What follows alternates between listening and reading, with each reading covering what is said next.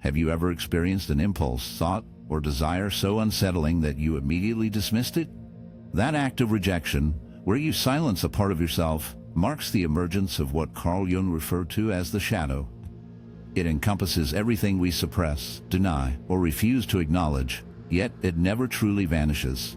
It remains beneath the surface, influencing our decisions, affecting our relationships, and whispering in our subconscious. Some individuals recognize their shadow and strive to integrate it, while others remain unaware, allowing it to control them from the shadows. But why does this happen? Why do some people grow while others seem stuck in a cycle of deception, cruelty, and self-sabotage? Many perceive the shadow as pure darkness, evil impulses, anger, greed, or malice. But Jung's idea extends beyond simple morality. The shadow is not solely about what is bad. It includes what is unaccepted. A person raised to be compliant might stifle their strength and assertiveness. A child taught that vulnerability is a weakness may suppress their emotions and compassion. Over time, these repressed aspects do not simply disappear.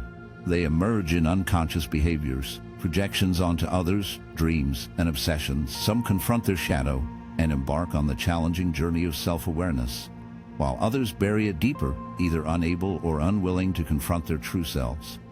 The distinction between those who transform and those who remain stagnant lies in their relationship with discomfort. Confronting the shadow necessitates facing painful truths, our fears, flaws, and contradictions. This can be daunting. It requires humility, courage, and introspection. For some, the thought of acknowledging their own weaknesses is simply too painful to bear. They construct barriers of denial, rationalize their actions, and cast their own shadows onto others. Rather than turning their gaze inward, they resort to blame, manipulation, and deceit, finding it far easier than facing the truth of themselves. As time passes, the shadow begins to dominate, molding their identity until they become unrecognizable, lost in the role of its marionette. Yet, not everyone burdened by a shadow is destined to be enslaved by it. The line between growth and stagnation hinges on a single pivotal choice: will you confront your darkness or allow it to dictate who you are? Those who dare to integrate their shadow emerge more complete, more genuine, and truly empowered. In contrast, those who shy away from this confrontation become captives of their own making. They rationalize their most harmful behaviors, weave illusions to safeguard their fragile egos, and turn away from any chance of personal evolution. This is why some individuals remain unchanged, for to embrace transformation would mean dismantling the identity they have painstakingly constructed, an identity that, despite its destructiveness, feels more secure than the uncertainty of what lies ahead. There is a profound reason why some resist change, even when the need for it is painfully evident. The ego, that carefully curated self we develop over the years, serves as a protective barrier against discomfort, insecurity, and, most hauntingly, the fear that we might be wrong. To change requires acknowledging that something within us is flawed, and for many, that realization is simply too. Picture someone who has constructed their entire identity around the belief that they are strong, capable, and always in control. The thought of admitting their flaws or mistakes feels like a threat to their very existence, and so they cling to their illusions, bolstered by excuses, justifications, and sometimes even hostility. This is why pride and narcissism often intertwine with a deep-seated resistance to change. The more delicate the ego, the more fiercely it fights against anything that could shatter its fragile facade. Yet, the most insidious defense mechanism is projection, the painful act of blaming others for the very shortcomings we refuse to confront within ourselves. Those who are narcissistic often resist change, and as their egos grow more fragile, they become increasingly defensive. They project their insecurities onto others, accusing the deceitful of lying, the cruel of weakness, and the insecure of belittling. By deflecting blame outward, they evade the agonizing journey of self-reflection. And over time, this behavior becomes so entrenched that they are no longer deceiving others, they are deceiving themselves. It's a tragic cycle, one that leaves them isolated in their own delusions. This is the insidious snare of the ego. The tighter we cling to our delusions, the further we drift from the chilling grasp of reality. The deeper this chasm grows, the more agonizing it becomes to escape. This is why some souls remain stagnant, not due to an inability to change, but because doing so would require them to dismantle the very essence of their identity, a cost too steep for many to bear. Not all resist transformation out of fear or insecurity. Some revel in the darkness they have cultivated. The intoxicating allure of power, control, and dominance can ensnare the mind, and for those who have learned to wield their shadows as instruments of manipulation, relinquishing that grip feels like surrender, not evolution. Carl Jung grasped this truth. He knew that darkness is not merely suppressed, but often embraced. Picture an individual who has spent years ensnaring others, twisting circumstances to their advantage, achieving their desires through deceit or coercion. Over time, these actions morph from flaws into perceived strengths. Why would they abandon the very weapons that have forged their success?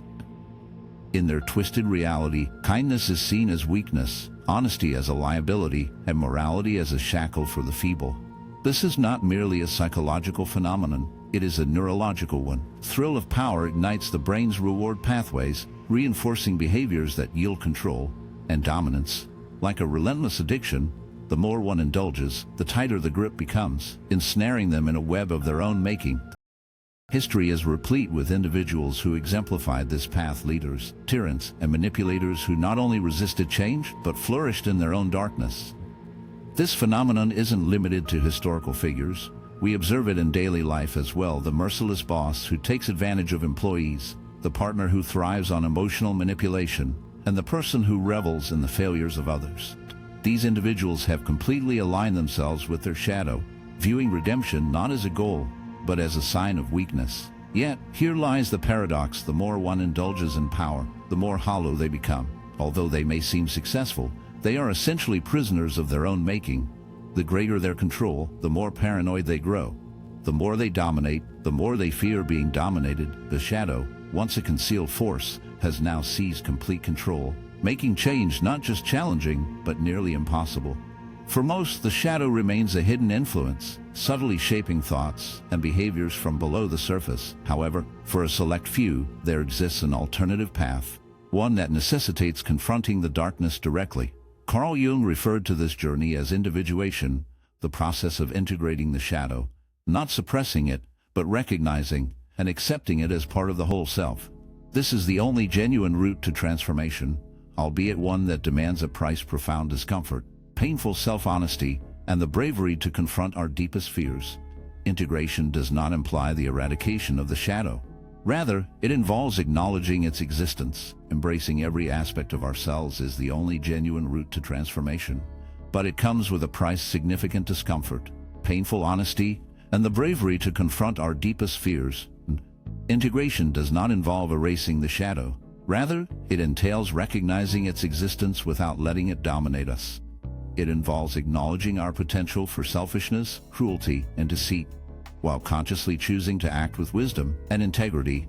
Those who navigate this journey achieve something rare: authentic self-awareness. They are no longer driven by unconscious urges. They are not in conflict with themselves. They stand confidently in their identity, free from the need for deception or power struggles. But why do so few succeed? The answer lies in the harshness of this process. It requires an ego death, a dismantling of old identities, false narratives, and comforting illusions. It necessitates facing painful realities: that we have hurt others, that we have shown weakness, and that we are not as virtuous as we once thought. Many embark on this journey, but retreat when the burden of self-awareness becomes too overwhelming, and those who have built their lives around their shadow often refuse to even begin. So, what distinguishes those who change from those who remain stagnant? The answer is both simple and profound: a willingness to endure suffering in pursuit of truth. Genuine transformation is not about seeking comfort. It is about facing confrontation. In a world where many strive to flee from their suffering, only a select few dare to confront it. What becomes of those who turn away from their inner darkness? Initially, everything appears normal. They carry on with their lives, clinging to their illusions, rationalizing their choices, and steering clear of genuine self-examination. Yet, the reality is that the shadow does not vanish. It only grows more formidable in the shadows. As time passes, the consequences of ignoring it become inescapable. Those buried shadows refuse to remain hidden forever. They emerge through harmful behaviors, emotional eruptions, broken relationships, or even physical ailments. The individual who stifles their anger becomes perpetually passive and filled with resentment. The one who denies their longing for love becomes distant and isolated. The person who cannot acknowledge their imperfections projects them onto others, perpetuating cycles of conflict and self-destruction. The longer this denial persists, the more the unconscious struggles to be recognized, often leading to self-sabotage. History has repeatedly illustrated this truth. Societies that ignore their collective shadows ultimately crumble beneath the weight of their own hypocrisy. Individuals who suppress their darkness frequently implode during crises, whether through scandal, violence, or mental breakdown. On a personal level, refusing to confront the shadow results in a life marked by inner conflict, where nothing ever feels complete. People find themselves questioning why they feel hollow despite their achievements, why relationships disintegrate despite their best efforts, or why they are drawn to chaos and self-destruction. The sadness lies in the realization that the very act of avoidance only deepens their suffering, leaving them trapped in a cycle of despair. The truth is chillingly clear: what you choose to ignore does not simply vanish. It lurks in the shadows, manipulating your every move. Yet, a choice always remains. The shadow is not merely an adversary, it serves as a grim mentor. Those brave enough to confront it uncover something profoundly rare: authenticity, liberation, and a hauntingly deep comprehension of their place in the world. Conversely, those who flee from their inner darkness will eventually realize that it has been pursuing them all along, a relentless specter. That concludes today's video. If this struck a chord with you, consider subscribing and leaving a like. Your support helps spread these unsettling truths and invites more souls into these profound discussions. We delve into such topics daily, so if you're intrigued by philosophy, psychology, and the journey of self-discovery, you won't want to miss what lies ahead. Thank you for watching, and I'll see you in the next one.